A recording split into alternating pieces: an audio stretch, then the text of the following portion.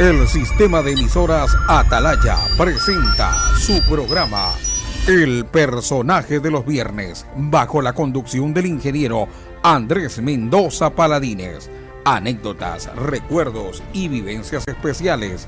Esto es El Personaje de los Viernes, por los 680 kHz de Atalaya, una potencia en radio. Bienvenidos.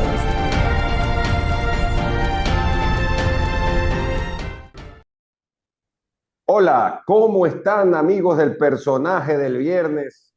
En esta nueva edición, no se imaginan quién está con nosotros. Ni más ni menos que el expresidente de la República, Lenín Moreno Garcés. Tenemos un invitado no solamente de lujo, sino de grata recordación para la gran mayoría de los ecuatorianos. Hay quienes no lo quieren, pero bueno, eso ya es por temas políticos. Pero nosotros tenemos una grata recordación, además su figura siempre, al verlo y escucharlo, causa paz, y por otro lado también a uno le causa una buena energía. Así es que lo saludamos, le agradecemos por este tiempo en el Personaje del Viernes, estimado Lenín, y preguntarle cómo ha estado, qué es de su vida. Bueno, bastante bien dentro de lo que se puede. No se olvide que soy una persona que va a tener 72 años ya, y Ajá. claro, la edad no es motivo para estar mal, pero por mi discapacidad he ido desarrollando cierto tipo de afecciones, los cuales tengo que estarme cuidando de manera permanente. Claro, o sea que es más complicado por el tema de la discapacidad. Y a propósito de eso, usted en el día a día, los cuidados, además, tiene que tomar medicamento, medicación, hacer algún tipo de rutina especial o no. Bueno, tengo que hacer ejercicios de manera cotidiana, pues sí, que ayudan a fortalecer un poco aquellos músculos para evitar que se atrofien. Eso por una parte. Por otra parte, pues tengo que Claro, cuidarme principalmente de las temidas escaras. No sé si usted conoce lo que son las sí, escaras, son unas claro, laceraciones de claro. la piel que aparentemente aparentan no ser nada, pero que en verdad a veces denotan una complicación profunda bastante grave. Tengo una ubicada en cierta parte del cuerpo de la cual prefiero no acordarme, y Bueno, y claro, por eso tengo bastante cuidado de acudir al médico el momento en que tengo que desplazarme a alguna parte. no, las escaras son tremendas. Recuerdo a mi abuelo, Voltaire Paladines Polo, nuestro tocayo, que a propósito Ajá, está aquí así lo el veo. cuadro de él. Sí, aquí está en mi oficina. Y yo recuerdo cuando él tuvo cáncer y estuvo en cama mucho tiempo y tenía estas escaras, eh, que eran muy difíciles de combatir, y que es justamente, y hace unos años un tío de mi esposa, que también estuvo enfermo, y tenía escaras, igualmente una situación nada fácil digamos, de curar, ¿no? Entonces, es por Claro, lo que usted dice, ¿no? Es el hecho de no estar en movimiento todo el tiempo, ¿no? Sino, por ejemplo, cuando se trata de una discapacidad. claro. Adicionalmente me hice una operación para ayudar a mi sistema renal, y claro, debo tenerle bastante cuidado, porque a veces cuando recibo un movimiento fuerte o un golpe fuerte, enseguida empieza a sangrar. Entonces debo tener cerca algún sitio donde hacerme atender, porque el momento en que la vejiga llena de sangre, no olvidemos que nuestra vejiga, en el sistema urinario, está colmada de parásitos. Y el momento en que uno sangra, inmediatamente empiezan a encontrar de qué alimentarse. Y eso Es puede verdad. fluir a la sangre, con lo cual podría provocar una septicemia. Entonces, por eso es lo que antes de desplazarme siempre tengo que acudir donde el médico para que me dé la autorización respectiva. Y hablando de eso, usted está en Paraguay, en Yo Asunción, estoy en una Paraguay, linda, así es. una linda ciudad y muy tranquila. Así es. Que eso sí, hace bastante calor en ciertas épocas del año, ¿no? Bueno, no ha sido el caso de este último mes, en el cual ha hecho bastante frío, más bien. A veces amanece 3, 4 grados de temperatura. Entonces uno tiene que abrigarse y francamente no viene muy preparado a Paraguay para poder abrigarse. Por eso es Claro. que hay que dotarse de los sacos, de una cobija abrigada, etcétera, etcétera, para poder sobrellevar el frío principalmente de la madrugada. Es que La ciudad es una ciudad, están en época de invierno, ¿no? así es, la ciudad es una ciudad muy bonita. Con respecto a la seguridad, debo manifestar de que a mí me place el hecho de que cuando estoy en la calle no he visto hasta ahora que hayan asaltado a una persona en la calle y peor hacer parar un vehículo. No lo he visto. Sé que existe. A veces por las noticias me entero de que hay asaltos también, pero realmente ni mi esposa ni yo hemos tenido la oportunidad de verlos todavía. En buena hora, porque acá en el Ecuador realmente estamos, y creo yo más en ciertos lugares, ¿no? En Guayaquil, en la costa en general, pero yo diría que en Guayas, en Manabí, en Los Ríos y Esmeraldas estamos realmente con una psicosis por el tema de la inseguridad. Sí, además, la querida ciudad de Durán está hoy Así es. considerada uno de los lugares, una de las ciudades más peligrosas del mundo. Eso se tiene que hacer una intervención bastante profunda. Yo veía hace algunos días que el presidente había resuelto inclusive vestirse militarmente para liderar una intervención. Ojalá esta se esté dando y pronto haya los resultados positivos que todos esperamos. Eso es lo que todos esperamos. Tiene toda la razón. Ahora, cuéntenos una cosa. En el caso de Asunción, en Paraguay, Ajá. la conectividad no es tan fácil, por lo menos con Ecuador. No sé con otros lugares, pero con Ecuador no es tan fácil. Para ir a Asunción, uno, y le digo esto por la familia especialmente, Claro. tienen que ir un vuelo hacia Buenos Aires, un vuelo hacia Santiago de Chile, a veces Lima, si es que hay Lima, Asunción, otros van Panamá, Asunción. Es decir, la conectividad no es tan fácil como... No es tan dúctil. La verdad, la conectividad no tiene nada de utilidad. Y empeora todavía cuando los aviones se retrasan.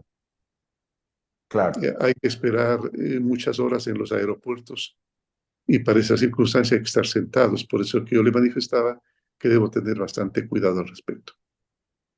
Por supuesto. Y cómo hace para los desplazamientos? Por ejemplo, usted estuvo algún tiempo en Estados Unidos, Así incluso es. dando conferencias, ¿no? En universidades prestigiosas de allá. Sí, cómo no. Bueno, yo vine directo acá pues, por Panamá. Vine por Panamá Ok, acá a Asunción. Pero enseguida tuve que ingresar al hospital. Enseguida tuve que no le ingresar puedo al creer. hospital. Por Ah, eso te debo tener enseguida. cuidado. Ahora recibo invitaciones con bastante frecuencia, como entiendo les ocurre a todos los expresidentes del mundo. Recibo invitaciones con bastante frecuencia a conferencias, a diálogos, a foros, y me tengo que excusar. Me tengo que excusar y solicito que por favor, si se lo hace, se lo haga por periodos lo más corto posibles, por, por lapsos cortos, y, y sobre todo sin el desplazamiento largo respectivo. Lo máximo que he avanzado es a unas ciudades del norte de la Argentina, donde he dado algunas conferencias, principalmente a la masonería de ese país. Ah, mire, qué interesante. Qué interesante. Lenín Voltaire Moreno Garcés nació el 19 de marzo de 1953 en Nuevo Rocafuerte, provincia de Napo, Pastaza. En esa época se llamaba Napo Pastaza. Ajá. Sí, hasta y estuvo, luego esto se dividió en el 1959 y pues quedó como provincia de Napo. Y ahora es parte de la provincia de De, Orellana. Or- de Orellana, así es. O sea que en tres provincias. A usted le tocó vivir probablemente el cambio de cuando era Napo Pastaza a Napo, ¿no? creo que sí, si mal no recuerdo. Pero no olvide usted que el desplazamiento hacia allá, Sí. desde Puerto Napo, que era el primer puerto algo poblado que existía, desde allí en adelante, pues hacía a veces hasta 30 días en canoa de bajada y 30 días de subida. Uf, Y sin tanto. ningún tipo, así es. Así es. Lo que pasa es que dependía de las circunstancias. Se dormía en las orillas y a esa aventura mis finados queridos padres se dieron por la tarea magisteril que querían entrañablemente. Fueron creando escuelas a lo largo del río Napo, educando a los maestros, formando a los maestros, inclusive haciendo construir las escuelas, que esas se las construía muy pobremente, apenas de madera y con algo de paja encima, pero ya servía para que los niños puedan educarse. Allí verdaderamente de ellos aprendí los valores que conservo, pero sobre todo la solidaridad. Y cuando llegaron a Nuevo Rocafuerte, que es la frontera con el Perú, al frente está Cabo Pantoja, que es el destacamento militar de los peruanos. Cuando llegaron a Nuevo Rocafuerte, pues mamá había bajado y embarazada. Ahí es donde nací yo, un 19 de marzo del año 53. Ah, ok, o sea que era en pleno viaje. No, no fue en pleno viaje, ya cuando llegó. Ah, ya Ya había, cuando ya, llegó, ok. seguramente el trajín del viaje ayudó un poco. Claro, claro. ¿Y ustedes son cuántos hermanos? Nosotros somos 7 hermanos, O sea, 7 hermanos. ok, 7 hermanos, Eh, 6 hombres y una mujer, 6 varones y una mujer, que siempre fue, mayoría por supuesto, claro. predominantemente hombres. Y mire cómo es la vida, ¿no? Que siendo todos Ajá. hombres, a usted le tocó tener 3 mujeres. Pero ¿qué le parece? Más la que, Maravilloso. más, más la que llevo siempre a mi lado, que es mi esposa. Ah, Y en este claro, momento doña tengo mi Rocío. adoración, una adoración que es mi nieta. Es una nieta que tiene todas las virtudes y solamente un defecto, que todavía no es hincha del Aucas. Ha quedado así. ¿Y de quién No es es hincha hincha de un o equipo no es querido, hincha? es hincha de un equipo muy querido de Guayaquil, al igual que Ah, mis ya. otros 2 nietos, porque mi hija tuvo trillizos. Se casó con un guayaquileño y tuvo trillizos. Entonces, de los trillizos, Entonces, todos son hinchas del Barcelona. Dos o hombres y sea una que mujer. le salieron todos hinchas también de color amarillo, pero Oh, de sí, Barcelona, no de Aucas.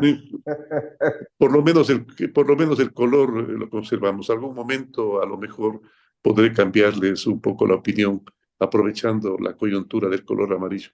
Un color amarillo Claro, muy querido para quiteños y guayaquileños y ecuatorianos en general. y ecuatorianos, porque es la selección, ¿no? Esa es la Así verdad. es. Y a propósito, ¿por qué se hizo hincha de Aucas?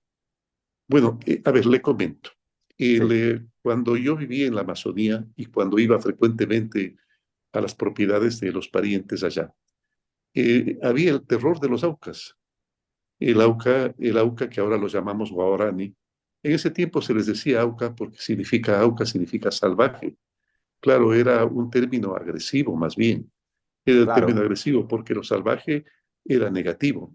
Ahora pues más bien con el Es verdad que retorno decían, ¿no? Eres un de, Auca. Decían, ¿no? sí, Eres un con el Auca, como que. retorno, con el retorno de los ciudadanos hacia el campo, tratando de abandonar la ciudad y a la selva, muchos de ellos y el cariño que tienen a la selva, prácticamente el término salvaje ya ha quedado completamente obsoleto. El Aucas ha decidido mantener ese nombre. En un principio fue la compañía petrolera, si mal no recuerdo, la Royal Dutch Shell o la Ok. Anglo, no recuerdo, la Royal Dutch Shell o la Anglo, creo que la Royal Dutch Shell, la que le auspiciaba y se hizo un equipo muy poderoso en la Sierra Ecuatoriana. Fue durante 5 ocasiones campeón y era muy típico las goleadas a los otros equipos. Principalmente, mire usted a la Liga Deportiva Universitaria. Se le Ah, ganaba con mucha justamente. frecuencia. Se le ganaba con mucha frecuencia. Papá me llevó un día a ver un partido en el estadio de Ejido, en el querido estadio de Ejido que desapareció. Ahora ya es Ya un no parque, existe. Claro, ya no ya no, existe. ya no existe. Y en esa oportunidad, pues el Aucas le goleó a la liga, le goleó a la liga. No recuerdo a los queridos amigos liguistas, les digo, no recuerdo si era 6-0 o 5-0. Lo más Qué seguro es que no increíble, ¿no? recuerde mucho. Qué Lo increíble. más seguro es que no lo recuerde Por muy ahí bien, viene pero ganó el Aucas. los Entonces, hinchas de desde liga ahí no lo empecé a quieren ser recordar. hincha del Aucas. Y claro, además, el Aucas era para mí de la recordación del guerrero, de ese guerrero indómito, que no se dejaba conquistar, que inclusive asesinaba a quienes trataban de incursionar en su territorio.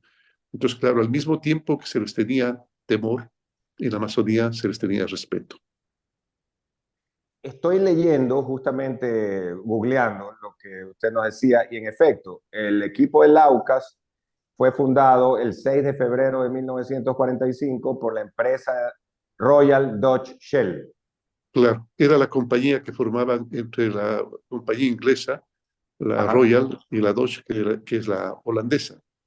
exacto. Eh, ellos llegaron, si mal no recuerdo, en los años 30, y en esa oportunidad, pues mi abuelo tuvo la oportunidad en esa ocasión, digamos, mi abuelo tuvo la oportunidad de manejar la seguridad de la Royal Dutch Shell. Un tema que no le gustó mucho a la abuela realmente. Ella hubiera preferido que se quede en la hacienda trabajando, ayudándole a ella. Pero ¿Y mi abuelo ellos era de dónde extremadamente eran? aventurero, ¿De dónde extremadamente eran? aventurero. ¿Perdón? ¿De dónde eran ellos? Y porque su abuelo, como usted dice, tiene que haber sido extremadamente aventurero para ir allá. Sí, mis bisabuelos tenían una hacienda en Patate. Ok, Perdió el empatate. año, perdió el año en tercer curso y decidió con otros dos compañeros, una compañera y un compañero, decidió aventurarse por la Amazonía. Ellos hicieron una buena fortuna. Mi abuelo la tuvo en algún momento, una fortuna considerable, pero claro, usted entenderá que a los tatarabuelos no les gustó que eran españoles. Mi abuela era peruana, no le gustó, los bisabuelos, perdón, no le gustó mucho que se case mi abuela, que era una mujer extremadamente culta, no le gustó que se case con un aventurero que no había terminado ni siquiera el colegio, pero a la final decidieron escaparse Ah, mire, qué desde, romántico, desde sí. un sitio lejano de la Amazonía. El, eh, el Marañón, cuando se convierte en Amazonas, tiene uno de los primeros afluentes, que es un río peruano, que es el Ucayali. Y Ucayali, luego muy, tiene el lo he leído. Iquitos, y posteriormente, pues la desembocadura del río Napo. Los abuelos tenían la propiedad, la hacienda, en el Ucayali. Allá es donde mi abuelo llevaba el oro que lavaban las indígenas para poder venderlo, porque de allí llegaban fácilmente a Lima y al Cusco para poder entregar a quienes hacíamos orfebrería. Luego el abuelo fue en la guerra, en la Primera Guerra Mundial. En la Primera Guerra Mundial, pues empezó a los trabajadores a pedirles que traigan de la EBEA el caucho, que se lo enviaba a Iquitos, de ahí iba a Manaos, y de Manaos, pues a los puertos Europa para las llantas de los tanques y los carros de guerra. Mire, que toda esta gente, realmente gente muy, no solo aventurera, ¿no? Sino eh, Muy valiente, haciendo, muy muy valiente. valiente, eso, esa es la palabra, muy Así es. valiente, sin temores, iban hacia adelante y las condiciones de salud no es como ahora, pues, ¿no? O sea, para empezar, tema de agua potable, medicamentos, todo era muy precario, pues. Entonces, si ahora sigue siendo una complicación tremenda en los lugares que no son urbanos del Ecuador, peor en esa época, y no solo en el Ecuador, sino en todo ese enclave Así es. amazónico con Perú y Colombia, ¿no? La Amazonía, así como es hermosa, así como es extremadamente bella, también tiene muchos peligros, entre esos los que usted manifiesta, la posibilidad de contraer enfermedades de distinto tipo, entre esos pues la malaria. Usted La entenderá una malaria. enfermedad que en ese tiempo era muy difícil de curar y, y, que, y que además provocó la muerte de muchísimos ciudadanos que se aventuraron a ir a la Amazonía. Muchos peligros, entre esos los ríos mismos, principalmente el río Napo. Napo significa preñado y lo Ah, llamaron eso así. significa Napo.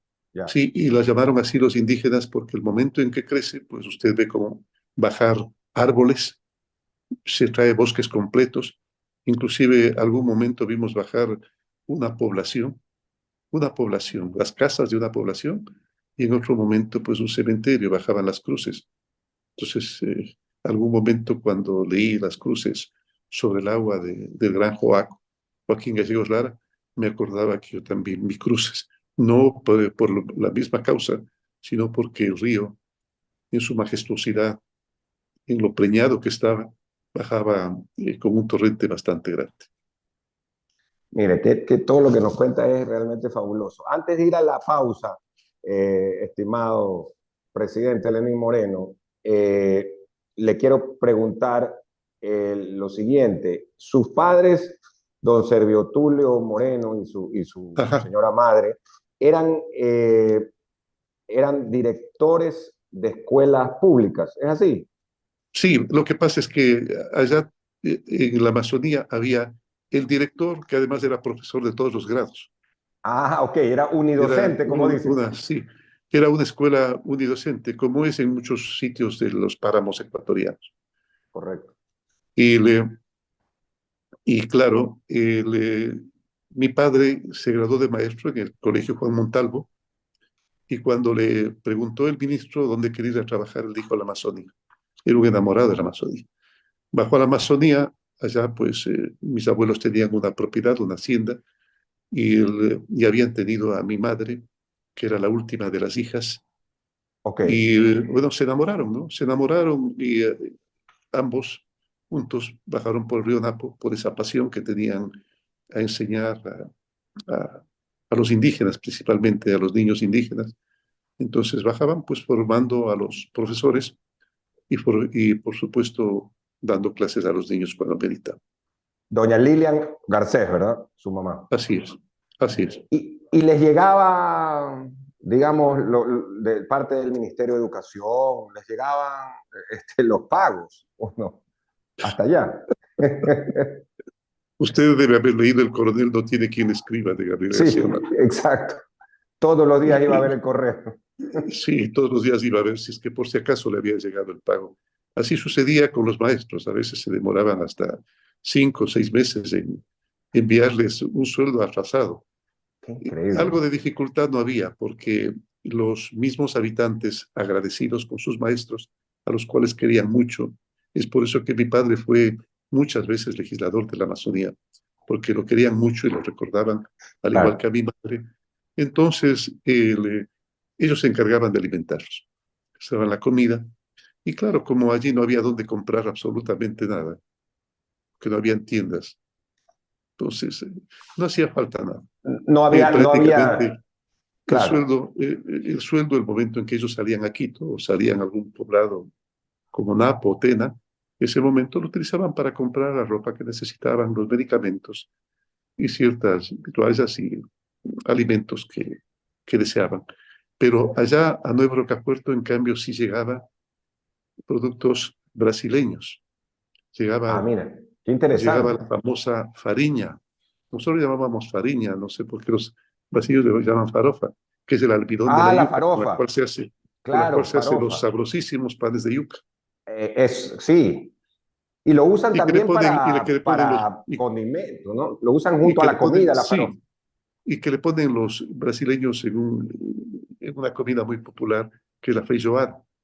La feijoada que tiene un origen, que tiene un origen realmente en el arroz y el frijol, con lo cual alimentaban a los esclavos negros en Brasil.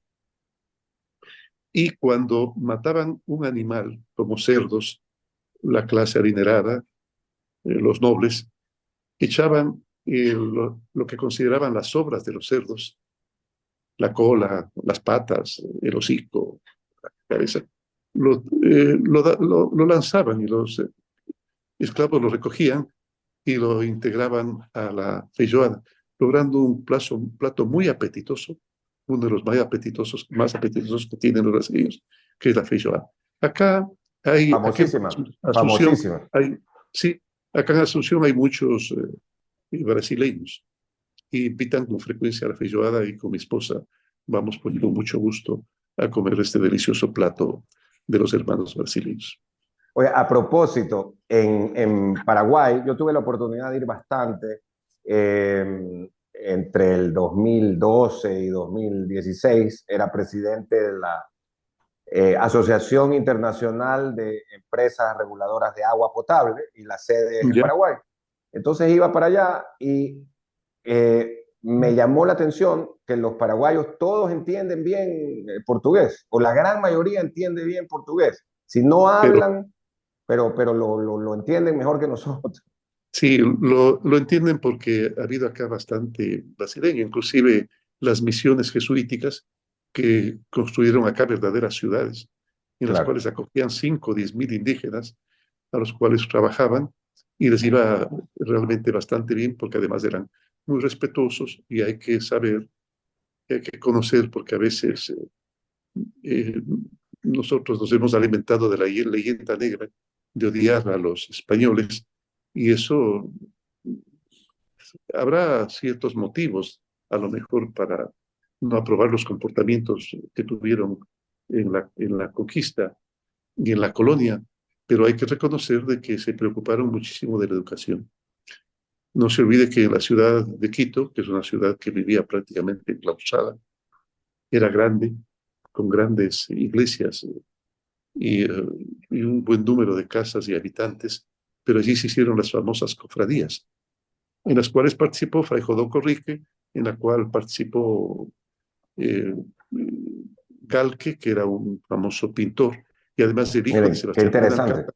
Aprendían los Ah, el hijo oficios, de Sebastián Benalcázar. y el hijo de Sebastián de Benalcázar también estuvo aprendiendo a pintar, y de allí surgió pues la famosa, querida y muy respetada a nivel internacional Escuela de Arte Quiteño, que competía con el arte del Cusco. Qué interesante, ¿no? Mire, o sea, estamos hablando de época Sí, totalmente de la conquista, ¿no?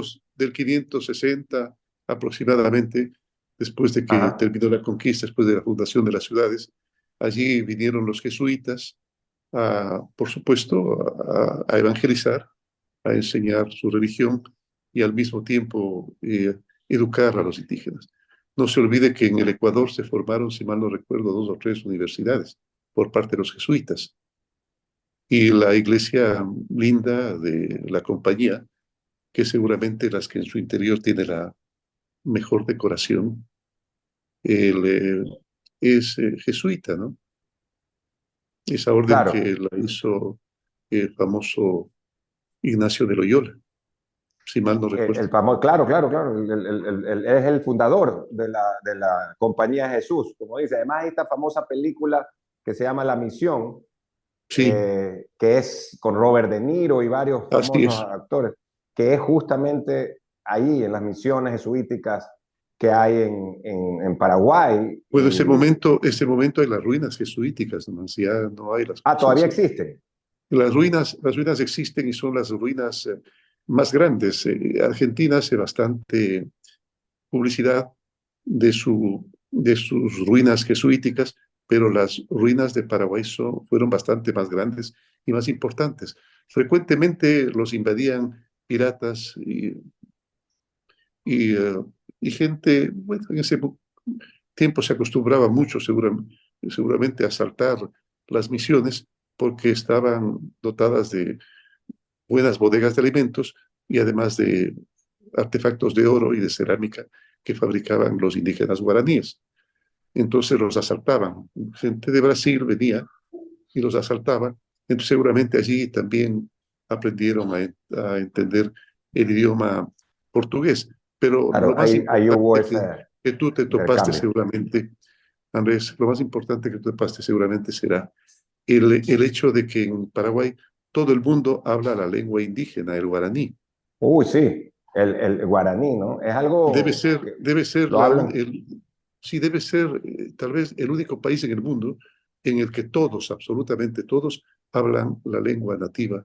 En este caso, el guaraní, que es como nuestro quichua. Es así, Sí, cantarino, es muy dulce, que sirve para cantar canciones hermosas. Algún momento ajá. escuché de Joan Manuel Serrat una canción muy linda que se llama Che Picaysumí, que significa mi pequeña dulce paloma. Ah, esa no la he escuchado, bien que la voy a Por escuchar, ¿eh? favor, óigala porque Y, usted la encuentra en y tienen YouTube el arpa, ¿no? en guaraní y también en español. Allá, mi pequeña dulce paloma, chepe, ok, ahí con eso Chepica le y hago. sumí, Chepica y sumí, no te vas a olvidar, No, no no, te no, vas a lo voy a olvidar. hacer. Me encanta mucho el arpa, me gusta mucho el arpa Ah, y toda la música, y el famoso pues lago Ipacaraí y todo esto de allá de la música paraguaya, ¿no? Vamos a bueno, hacer el el arpa, pri... Sí, sí, adelante. sí, perdón. El arpa acá la toca bastante gente, mucha gente, y Ajá. lo hace con mucha dulzura, principalmente cuando cantan las canciones típicas que son la guaraina. Y la guaraina, guaranía, yo no sé, Ok. se la pronuncia. Y bueno, el arpa es, no se olvide la que antecedió a los pianos, a los Mm, pianos. Es no, un no sabía instrumento eso. de cuerda, es un Ya. instrumento de cuerda al igual que lo es el piano. El piano es un instrumento de cuerda que tiene el percutor que toca al igual que usted cuando toca la guitarra, que golpea la cuerda. Y el arpa tiene como antecedente la cítara, que principalmente los rapsodas y aedas griegos la tocaban con mucha dulzura. Dicen que tal vez Homero, el gran creador de la Ilíada y la Odisea, tocaba con mucha dulzura la cítara y que aprovechaba pues los intermedios para recitar aquello que sabía de memoria, porque él no se olvide que seguramente era una persona ciega, de acuerdo a la tradición. Seguramente. Claro, Seguramente claro. e hizo esos versos tan hermosos que componen la Ilíada y la Odisea. Tiene que haber sido una tradición oral, ¿no? Porque era Sí, seguramente ciego. Y la cítara sí, entonces es el antecesor del arpa. así es. La Sí. cita y no se olvide usted además que la Ilíada, el momento en que la leíamos, al igual que la Odisea, nos privaba de dormir muchísimas noches, porque al igual que los clásicos, como Tolstoy, como Dostoyevsky, como Dumas, o como Víctor Hugo, o como nuestro gran Cervantes, pues tenían más allá de las 800 páginas, 1000 y algunas veces más de 1000 páginas, que es lo que sucede, si mal no recuerdo, con la Eneida de Virgilio, la leí hace mucho tiempo. Ujú. Entonces La toda la tradición era Eneida, prácticamente oral. Era la aventura bueno, la Eneida es una, al igual que la ya es, Odisea, eso es decir, ya esa ya es, posterior, es de sí, Virgilio, posterior, Iria es Román, es Iria es, romano. Iria es la Eneida no narra sino en la guerra de Troya, entre las personas que sobreviven, lo hace Eneas con su padre Anquises, y él Ajá. junto con su hijo, pues se embarcan, viendo inclusive a lo lejos que la ciudad de Troya era quemada por los aqueos, por los Arde en griegos, fuego. al mando de Agamenón, que es el que Ajá. pidió que se arda Troya, que arda Así. Troya. De ahí viene el dicho. Entonces Eneas se dedicó De ahí. fue primero a lo que es Argelia, Libia, si mal no recuerdo, donde se encontró con una civilización muy floreciente, que luego Ajá. daría origen a la civilización de la cual salió el gran guerrero Aníbal, que se daba gusto derrotando a los romanos. De los Entonces ahí cártagos, de los se enamoró de una cartagineses. reina llamada Claro. Dido, y luego pues fue a donde los ítalos, donde los latinos, ahí se encontró casualmente con un rey latino, con el cual en Ajá. un principio lo recibió muy amablemente, pues pero después tuvo que combatir con él y se constituyó prácticamente en el patriarca de Roma, posterior a la Claro, leyenda, porque pues supuestamente es el que funda, ¿no? así es, posterior por Roma, supuesto a la leyenda de Rómulo y Remo de alimentados Rómulo y por Remo, Clover. que es Así es. leyenda también. Pero mire, qué interesante y gracias por relatarnos. Esta es la historia de lo que ocurrió, que lo hemos estudiado además en el colegio, la Así, parte, claro, de la mitología griega y luego de la mitología viene todo esto de lo que ya es las historias y los versos de Homero y posterior lo de la Eneida. Gracias. Vamos a hacer una breve pausa comercial y regresamos Encantado. inmediatamente con el licenciado en Administración Pública por la Universidad Central del Ecuador, don Lenín Voltaire Moreno Garcés, expresidente constitucional de nuestro país. Volvemos en un momento, amigos del personaje, el viernes. Este programa se transmite hoy 5:30 de la tarde y se retransmite mañana sábado a las 9 de la mañana, el domingo a las 7 de la mañana, y lo ven a través de nuestro YouTube, que al cual pueden suscribirse aquí, pueden suscribirse al Radio Atalaya 75. Ya estamos de vuelta en un momento. Gracias, muy amables, por estar con nosotros aquí en el personaje del viernes. Y le cuento una anécdota, Lenín. Esta frase que digo yo, gracias, muy amables, me acuerdo siempre de dos grandes locutores de televisión y de radio paraguayos, deportivos. El uno, Prisciliano Sandoval Díez, que ya falleció, Prisciliano, y el otro se llama Máximo Arturo Rubín. Y tenían esta forma de siempre decir, gracias, muy amables. Y entonces uno se quedaba impresionado, ¿no? Y decían, desde el corazón de América estamos en estos momentos, porque claro, cuando es el corazón de América, ¿no? Sí, como usted lo dice, precisamente a veces reconocíamos nosotros al comentarista, al periodista, al entrevistador, lo reconocíamos por el saludo. En ese tiempo, pues hace mucho rato, no había televisión. La única Claro. posibilidad era aprender el radio. Y a veces, Así es, oído.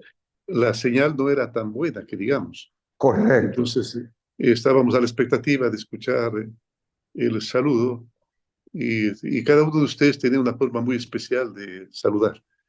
Los dicen, claro, y lo diferenciábamos por el tono de la voz, pero sobre todo por el saludo afectuoso, cariñoso, y es por eso que yo seguramente lo recordaba, y por eso luchamos tanto porque se mantengan las audiencias a las cuales tenían derecho las personas, y que no sea una sociedad, un grupo estatal, no sea una institución estatal la que le prive a la ciudadanía de querer escuchar a un comentarista, a un entrevistador, a un periodista. Lenín Moreno nos devolvió a los ecuatorianos y por supuesto a nosotros los comunicadores, a los periodistas, la posibilidad de tener libertad de opinión y de expresión. Esa es la gran verdad.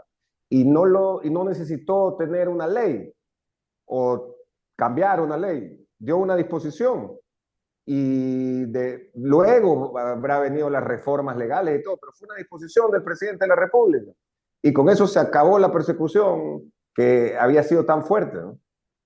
Sí, mire, Andrés, yo me jacto porque es un orgullo que tengo. Es un orgullo. Me propuse desde el primer día tener el gobierno que más respete la libertad, y la libertad de expresión y la libertad de comunicación. En nuestro gobierno no hubo un juicio. Usted no habrá recibido una carta jamás, y nadie la habrá recibido. Y si algún momento la recibieron, podrían haber sido sin mi autorización. Con mi autorización, ni una carta, ni un juicio. Inclusive, yo quiero comentarle algo.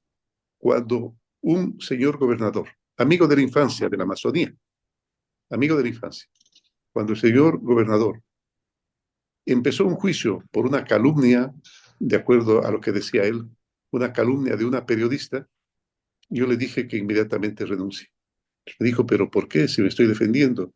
Defiéndete no desde el sector público, defiéndete desde el sector privado, pero no desde el sector público. No aprovechemos de la calidad de gobernantes no abusemos de la calidad de gobernantes para seguir juicios de manera perversa a gente que ha manifestado con libertad su expresión. Ustedes a veces son muy duros, Andrés. Los periodistas a veces son extremadamente duros. Tiene toda la razón. Extremadamente duros, y en más de una ocasión también no coinciden realmente con la verdad. Pero en más de una ocasión el presidente debe tener corazón y el cuero, la piel muy dura. muy dura, y dejar que el elástico de la libertad de expresión se estire casi indefinidamente. Haga usted de cuenta que la libertad de expresión, la, la libertad de expresión es más o menos como como un cuchillo que corre al filo del cuchillo, corre al filo de la navaja. Si es que se inclina para un lado, puede ser extremadamente agresivo y mentiroso. Y en cambio, si se inclina para el otro lado, es aburrido y la gente deja de escucharlos o deja de verlos. Es por eso que ustedes, para guardar su audiencia, deben correr por el filo de la navaja. Y ese esfuerzo que hacen los Tiene razón. periodistas, el gobernante tiene que respetar y aprender a amar. Y en la región, en la región existe pues, y más aún cuando usted subió a la presidencia de la República, una tendencia que más bien es autoritaria y contraria a la libertad de expresión, hoy liderada por Venezuela y el gobierno venezolano, que pueden ponerse todo lo molesto que quiera el señor Maduro y sus colaboradores cuando los critican, pero la realidad es que ahí quieren tener una verdad oficial, el resto de verdades, el resto de opiniones no pueden existir. Lo peor que puede pasar en la vida social es que una persona esté totalmente enclaustrada, como los burros en sus cuatro patas, en su opinión, cuando lo más, lo más bonito es encontrarse con una opinión inteligente adversa, porque uno se enriquece. Es por eso que yo siempre llamaba a que no haya debates, ni embates, ni combates, sino decía hay que dialogar, que los candidatos dialoguen y que se den la razón mutuamente cuando el otro la tenga. Porque decía, lo importante no es quién gane la discusión, lo importante es que gane el conocimiento, que gane la verdad, eso es lo importante. Esa es la gran verdad. Ahora, usted ha tenido varios cruces desde hace algún tiempo, es más, desde la época de la presidencia y ya fuera de ella, con Maduro y con Cabello, Con Diosdado Cabello, sí. con Diosdado Cabello. Hace poco, Sí, otra vez hemos visto declaraciones suyas respecto a la bueno, situación sí. de ese Lo que hermano pasa es que país. uno no puede permanecer sin decir nada cuando se está violentando los principios más elementales de la democracia. Si algo ocurrió en nuestro periodo, Andrés, recordarás, fue que el pueblo ecuatoriano rescató, no el presidente, no, el presidente, el pueblo es el que exige.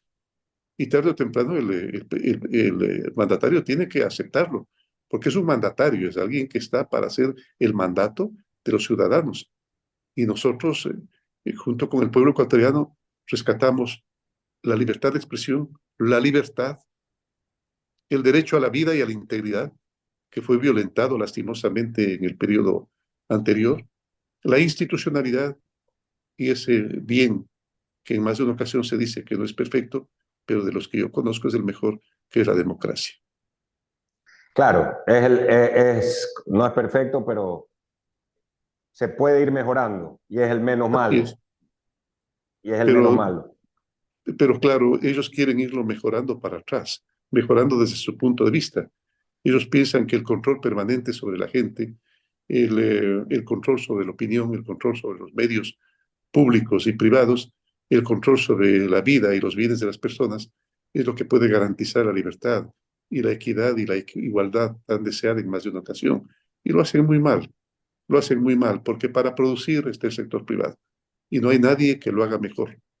No hay nadie que lo haga mejor que el sector privado. Lo que tiene que hacer un mandatario es, a ver, me explico mejor, que se produzca con la mano derecha y que se Ajá, reparta con la mano izquierda. de La acuerdo. mano derecha, usted sabe perfectamente el simbolismo que tiene la derecha, está compuesta principalmente de la gente que produce, de la gente que tiene su opinión. Ahí hay Produce, un simbolismo, ¿no? Aquí la claro que derecha sí. y Y, acá. y claro, el empresario en más de una ocasión no es muy generoso con respecto a los salarios y al No. tiempo de vacación que debe tener un empleado. Entonces allí viene la izquierda. La izquierda que Ujú. también tiene su simbolismo, que en cambio es extremadamente exagerada en tratar de lograr la igualdad y a la final no logra nada. Lo único que hace es torpedear la producción, pero como mensaje social sí es importante hablar de una izquierda que haga que los empresarios paguen los salarios justos, que cumplan absolutamente con las leyes laborales y que den el tiempo de descanso que merece un trabajador, que merece y quiere y desea un trabajador. Entonces, sí, gobernar con ambas manos, con la mano derecha y con la mano izquierda. Gran definición. Una pregunta, usted fue vicepresidente, si no me equivoco, 6 años y Así es. presidente 4 años en el Ecuador. ¿Qué extraña de eso, del poder? ¿Qué extraña de esa época? Mire, yo le voy a Ujú. comentar algo. A veces, como claro, con usted tenemos una buena amistad, a veces se me va el tú, Así es. No, no, pero no importa, no. usted sabrá No, disculpar. adelante, adelante. Ya a mí también. Entonces, tú recordarás, eh, Andrés, que en algún momento mi buen amigo Blasco Peña, hijo, el que era presidente de las cámaras de la producción, me Claro. invitó a dar una charla. Y en algún rato me dijo, mira, Lenín, presidente, ¿cómo quiere que la historia le recuerde? ¿Cómo quiere que la historia le recuerde? Y yo le dije, Blasco, ¿quién te ha dicho que quiero que la historia me recuerde? ¿De dónde sacaste eso? Todo lo contrario, yo lo único que espero es que me suceda algo así como decía Winston Churchill. Winston Churchill decía, la historia será generosa conmigo porque intenté cambiarla. Yo también, a mí también me correspondió en mi periodo cambiar la historia, porque en caso contrario caminábamos exactamente a una forma de gobierno dictatorial de dictadores perpetuos, igual que es en Venezuela, igual que es en Cuba, igual que es en Nicaragua. Nicaragua. Eso había que evitarlo, y por más que vivan enojados los ex compañeros correístas, pues no, no había cómo esperar más. La libertad no tiene por qué esperar más. Y decidimos cambiar la historia. Y seguramente por eso la historia está siendo generosa conmigo. Cada vez mucha más gente escribe en favor mío, mucha más gente me llama por teléfono. Y a veces evito Más gente comentar. lo extraña, porque Sí, a también veces más evito, gente a dice, uy, veces, con Lenin esto era diferente. pero eso será mi familia en el día del sueldo. Pero a nivel cuando uno dice, a nivel común, la gente dice, Lenín Moreno sí que hizo una buena presidencia, ¿no? Pero cuando eso ya Vivimos en es paz, juicio de la historia. vivimos en paz. A pesar de los terribles levantamientos de octubre y a Sí, pesar de la pandemia de año y medio, vivimos un periodo de paz en la cual los empresarios podían trabajar con confianza y los trabajadores sabían perfectamente que, que, la ley, que la ley ya no era únicamente para los de Poncho, sino que se la impartía de manera equilibrada. Creo que hicimos un acierto al designar al doctor Julio César Trujillo, un hombre de una ética, una moral impecable, para que así dirija es. ese Consejo de Participación Ciudadana y Control Social. En adelante, pues, se respetó la institucionalidad, porque de algo más que me precio yo, es de que ningún juez, óigame bien, ningún juez, ningún fiscal, ningún contralor jamás recibió una llamada mía pidiendo que saque un dictamen a favor de alguien. Nunca. Eso, Si usted le eso, pregunta a la señora eh, fiscal, si usted le pregunta a la señora fiscal si alguna ajá. vez le llamé tratando de torcer alguna cosa, le va a decir nunca, y estará diciendo la verdad. Pero a usted le tocó trabajar con dos fiscales. Antes de ella también Sí, estuvo el señor Vaca, ¿no? el señor Vaca, sí, así es. Sí. También el señor Vaca jamás recibió una llamada mía para tratar de torcer una decisión. Y ningún juez, peor todavía. Es más, no conozco a los jueces, no los conozco. No conozco a los jueces, se lo digo con toda sinceridad. No No conozco a lo los jueces. conoce. ¿No? Mejor, la independencia de funciones debe de primar, es verdad. Es Eh, fundamental. y ese Consejo de Participación Ciudadana y Control Social Transitorio, que presidió Julio César Trujillo, hizo también, nombró a esta Corte Constitucional, que es una corte que es una de las cosas muy rescatables en el país, ¿no? Sí, sí, sí. Inclusive se han cambiado miembros de la Corte Constitucional y la ética se sigue conservando. Sí. Eh, Dentro de las cosas que iba a preguntar si las extrañaba, era, por ejemplo, los viajes al exterior. Usted tuvo una buena relación con varios presidentes del mundo. Por ejemplo, recuerdo las visitas a Estados Unidos. Ajá. Eh, en esa época era Donald Trump. presidente Donald Trump. Donald Trump, que ahora, miren cómo pasa el tiempo, ahora es nuevamente candidato a la presidencia y pues pasaron 8 años desde esa época, desde ese momento. Sí, Entonces le pregunto, ¿de eso no extraña algunas de las giras? bueno, es decir, sin duda alguna es un gusto poder conocer a esos mandatarios que bastante tienen que enseñar, bastante tienen que Claro, comunicar. En el caso de Donald Trump y su señora esposa Melania, fueron Melania. extremadamente corteses y amables con nosotros. Y el señor presidente Donald Trump inclusive gestionó para que instituciones de crédito nos ayuden en proporcionar los casi 12.000 millones de dólares que obtuvimos para poder salir del vacío terrible que dejó el gobierno anterior con una deuda extremadamente grande y por supuesto para poder salir de la pandemia, en la cual el principal producto de exportación, que es el petróleo del Ecuador, que es el petróleo, bajó a costar hasta cero. Imagínese usted, en esas circunstancias el dólar eh, tambaleaba, el dólar peligraba. Decidimos tomar Claro. la decisión de sostener el dólar, de mantener el dólar, principalmente porque la ciudadanía tiene confianza en esa moneda. Sin duda, es más popular que la mayoría de las cosas en el país, el dólar. Esa es la gran Ah, verdad. así es. Eh, no le voy a quitar más tiempo, quería preguntarle una última cosa. A usted le tocó Sí, estar en misión eh, justamente como delegado de las Naciones Unidas, eh, en delegado Ginebra. en Ajá, Ginebra, por Ban así es. Ki-moon, que era justamente el secretario El general de las secretario Naciones general. Unidas. Y en Ginebra sobre el tema de discapacidad y accesibilidad. Eh, que cuando su periodo de vicepresidente y luego presidente, el tema de las discapacidades cambió en el Ecuador, se trató de otra manera, pasaron a Así es. visibilizarse, sin duda alguna. Eh, ¿Lo considera digamos, estando en Quito y luego en Ginebra, esa labor a favor de los derechos Es, y el reconocimiento de los discapacitados? usted me preguntaba hace un momento si hay algo que extraño. Extraño la misión Manuel Espejo. Manuel Extraño Espejo. la misión solidaria Manuel Espejo, porque allí junto con mi esposa trabajamos de manera denodada, muy fuerte.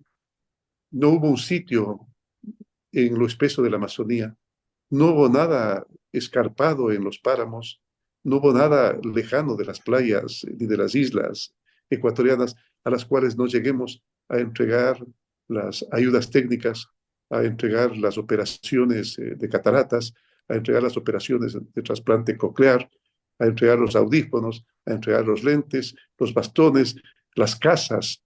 Construimos Las 15.000 casas. viviendas y a propósito, luego alguien dice que no hicimos casas en mi periodo. En mi periodo se dio 127.000 soluciones habitacionales, entre esas 30.000 casas y lo demás, pues apoyos para construir las casas o también Créditos. para que los bancos disminuyan los intereses. Sí, 127.000 soluciones Ah, mire. habitacionales y si es que usted algún momento invita al arquitecto Julio Recalde, que fue el ministro de Vivienda, él Ok. le va a enseñar el mapa para que usted pueda comprobarlo. Está Claro, claro. georreferenciado. Eso Está sería una gran georreferenciado. cosa, para no El mapa quedarnos nada más que en la palabra. usted pincha el sitio, cualquier cantón del país y le dice cuántas conjuntos de vivienda se construyó en el periodo que yo presidí. Nosotros hicimos muchísima obra. Además, porque el gobierno tiene obligación de hacer obra, porque hay dinero en el presupuesto que está destinado a las obras, por supuesto.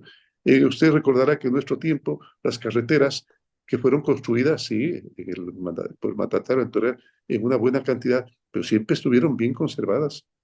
Siempre Sí. estuvieron bien conservadas, jamás se cerró una carretera. Y se hicieron algunas concesiones Sí, así es. viales bien importantes, ¿ah? Yo estoy Que, haciendo una recopilación de eso.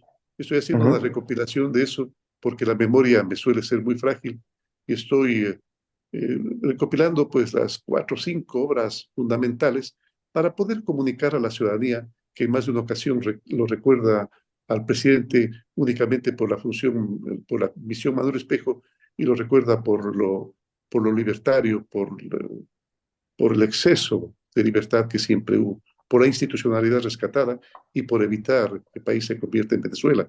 Entonces a veces dice, a pesar de que casi no hubo obra, no es verdad, hubo muchísima obra.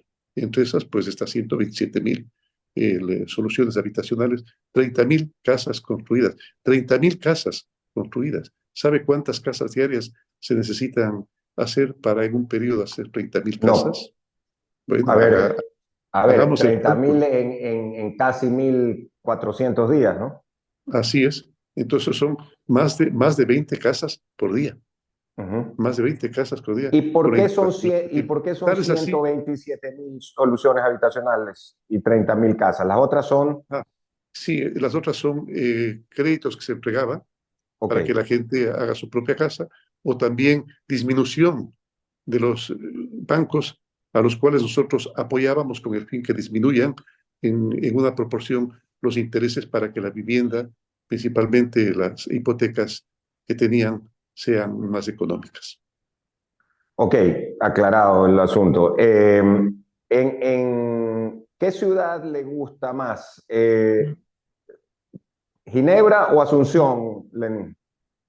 Cada una tiene su encanto, Ujú. cada una tiene su encanto extraño de Ginebra, pues el orden, el tranvía, el tren pasaba a la hora exacta, Exacto. el, eh, la, la gente, si usted se olvidaba un celular en la banca, iba después de 3 horas y lo encontraba ahí, lo encontraba Sí, ahí. El orden que literal. hay, claro, pero en cambio la gente es bastante más fría que la latina. En cambio, lo que siempre se extraña de los países latinos es la calidez maravillosa de la gente, la amabilidad extraordinaria que tienen y la forma de vivir de manera apasionada. Sin duda. Oiga, ahí yo tengo una anécdota. Una de mis hijas estuvo de viaje hace algunos años en Suiza y justamente en un tren que iba de Ginebra hacia Sierre, creo que se llama el otro lugar, se le Sí, quedó sí, el sí. tren, se le quedó el celular, se le quedó el celular. Y entonces llegó el teléfono casi hasta Alemania, porque es cerca, ¿no? Después, y ella estaba en la estación y le dijeron, aquí lo han devuelto el celular, estamos en la estación de, no recuerdo, Claro. cerca de la frontera suiza con Alemania. Si usted quiere, venga a verlo en este momento y no le cobramos el pasaje en tren. Y si no, se lo mandamos a dejar mañana. Y yo le dije, Así no es. puede ser. O Sí, sea que el celular viajó más que su hijita. el celular viaja más que mi hijita. Increíble. O sea, no, no me lo han contado, ¿no? Sino que Claro, sí. claro, de primera mano, La como, gente en ese sentido es... lo que suelen tener es menos sentido del humor desde mi punto de vista. Nosotros claro, siempre claro. estamos a la expectativa de la chanza, de la broma, del, Así eh, es. del, ap- Bueno, del usted apodo tiene muy buen afectuoso. humor, pues. Yo sí me gusta. Me gusta mucho el humor. Y por Y, eso, y eso es bueno, porque si no, imagínense con todos los ataques que le hacen. Los no, amigos que usted dice del correísmo. no, ahí siempre recuerdo, he dicho, si mal no recuerdo, de- creo que es de Silver Shaw, que decía Ajá, que cuando me insultan, no lo recibo. Entonces el insulto queda en la otra persona. genial, genial, claro. Listo. Yo Listo, creo que gracias, muy gentil. gracias, Muchas presidente gracias. Lenín Moreno. Un Que abrazo tenga cordial y a todos los igualmente ecuatorianos un abrazo cariñoso. un abrazo. Nos despedimos en Un el buen día, personaje que del pasen bien. viernes. Un muy buen Hasta día. luego. Gran Gracias, charla. igual. Hasta Ya luego, muy volvemos en gentil. un momento con el personaje del viernes. Hemos terminado, volvemos con la programación regular de Atalaya.